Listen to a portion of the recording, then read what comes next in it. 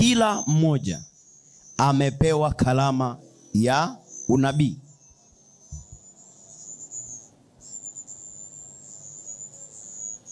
Kila mmoja amepewa karama ya unabii. Unabii ni ile roho ya Mungu iliyomo ndani mwako. Unabii ni ile roho ya Mungu iliyomo ndani mwako. Ukiwa na roho ya Mungu, utaweza kuwa na uwezo wa kutabiri na vitu vikatokea.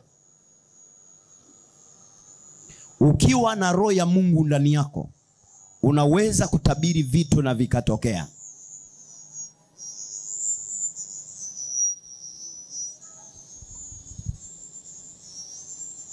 Ikiwa utakutana na jambo lolote lenye sura ya uzuri au sura ya ubaya,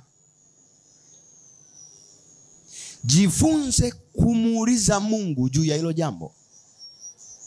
Unapoliona jambo lolote linatokea mbele yako lenye sura ya uzuri au sura ya ubaya, jifunze kumuuliza Mungu juu ya hilo jambo. Kwa mfano, umepata taarifa ya msiba. Usikurupuke kukimbia kulia na wanaolia. Muulize Mungu juu ya huo msiba, na kufundisha nguvu ya unabii. Kwa mfano, umepata taarifa ya msiba, jifunze kumuuliza Mungu juu ya huo msiba kabla ya kukimbilia kwenda kwenye mazishi. Unaweza ukaenda kuzika na wewe ukafa ukazikwa pamoja na anayezikwa.